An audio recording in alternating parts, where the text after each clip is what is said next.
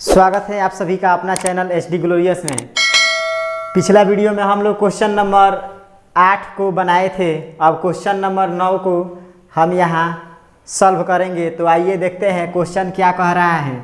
Question कह रहा है कि त्रिभुज ए बी सी में जिसका कोण भी समकोण है, यदि tan a बराबर 1/√3 तो निम्नलिखित के मान ज्ञात कीजिए। ये हमारा 1 नंबर क्वेश्चन और ये हमारा 2 नंबर क्वेश्चन। इस क्वेश्चन में भी कुछ नहीं है, जैसे वो क्वेश्चन बना था वैसे सेम टू सेम ये भी क्वेश्चन है। तो आइए हल कर लेते हैं। लिखेंगे हल, जो दिया गया है उसको लिख लेंगे। दिया गया है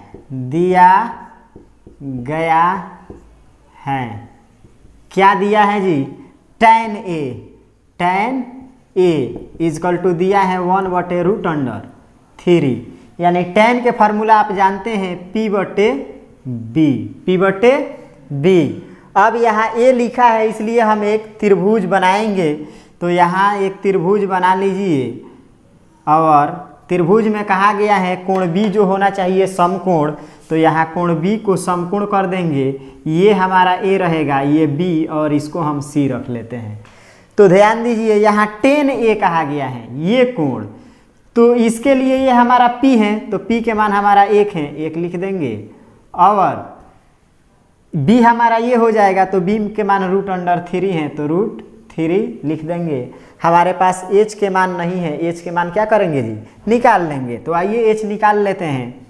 इसलिए H बराबर आप फार्मूला जानते हैं √P² प्लस B के स्क्वायर। चलिए मान रखिए फटाफट। P के मान 1 है तो 1 के स्क्वायर प्लस B के मान √3, तो √3 के स्क्वायर बराबर √1 के स्क्वायर करेंगे 1 प्लस इसका स्क्वायर करेंगे रूट हट जाएगा यानी 3 हो जाएगा। ये हमारे पास 4 आ गया और 4 का वर्गमूल कितना होता है जी? 2। इसलिए H बराबर हमारे पास कितना आ गया? 2। H के मान हमारे पास 2 आ गया। अब H के मान 2 आ गया तो एक बार इसमें मान रख लेंगे और एक बार इसमें मान रख लेंगे और रखने के बाद हमारा आंसर आ जाएगा। तो आप लोग इसको उतार लीजिए। फिर हम 1 नंबर हमारे पास ये दिया गया है, तो सबसे पहले हम फार्मूला लिख देते हैं इसका 1 नंबर का।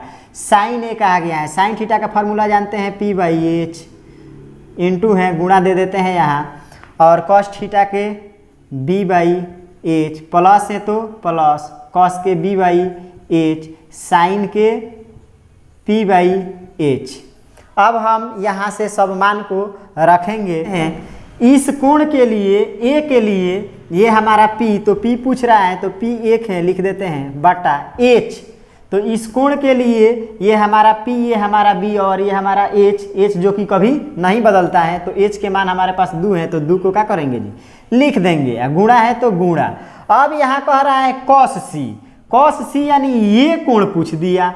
तो ये कोण पूछ दिया तो ये हमारा P रहा, ये हमारा क्या रहा? B।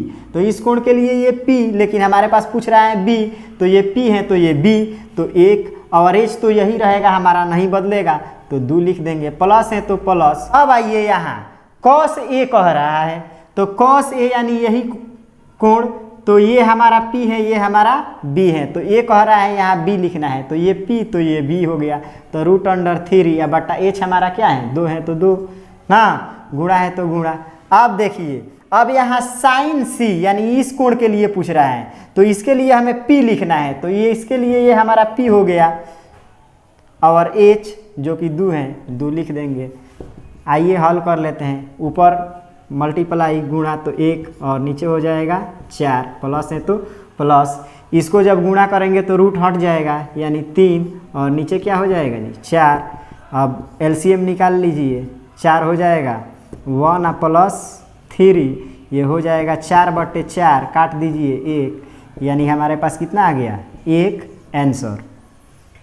इस तरह से हम ये 2 नंबर को हल करेंगे। तो आप इसका स्क्रीनशॉट ले लीजिए या उतारिए, फिर हम ये 2 नंबर हल करते हैं कि ये किस प्रकार से हल हो रहा है।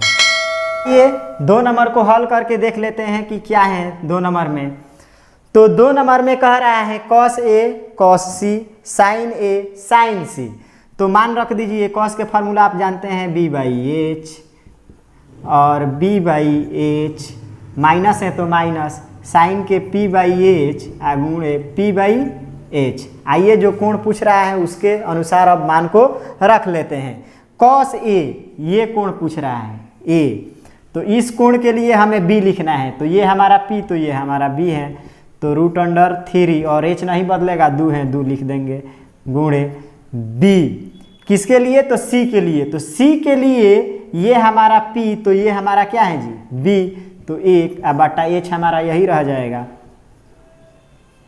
माइनस है तो माइनस। अब साइन a इसके लिए पूछ रहा है, a के लिए ये हमारा p तो p ही पूछा गया है, तो इसके लिए ये p तो 1 लिख दीजिए, h हमारा क्या है जी 2 लिख दीजिए। अब साइन c के लिए p लिखना है, तो इस c के लिए ये हमारा p है तो लिख देंगे, और h क्या है जी लिख देंगे। चलिए हल कर लीजिए, रूट अंडर 3/4 हो जाएगा, माइनस यहाँ रूट अंडर 3 बटे कितना हो जाएगा जी 4। एलसीएम निकाल लीजिए, एलसीएम हमारे पास 4 हो जाएगा, यानी root under 3 minus root under 3, root under 3 minus root under 3, तो अब देखिए रूट अंडर 3 में से 3 जाएगा 0, अब बटा कितना हो जाएगा जी 4। अब इसको भाग देंगे तो हमारे पास कितना आ जाएगा 0, यानी 2 नंबर का आंसर हमारा कितना आएगा 0। तो इस तरीक़ा से आप इस सवाल को सॉल्व कर सकते हैं। उतार लीजिए आराम से, इसको 3-4 बार रिवीजन कीजिए। यह सवाल बहुत ही आसान है, इम्पोर्टेंट भी है। तब तक के लिए जय हिंद, फिर मिलते हैं अगले वीडियो में।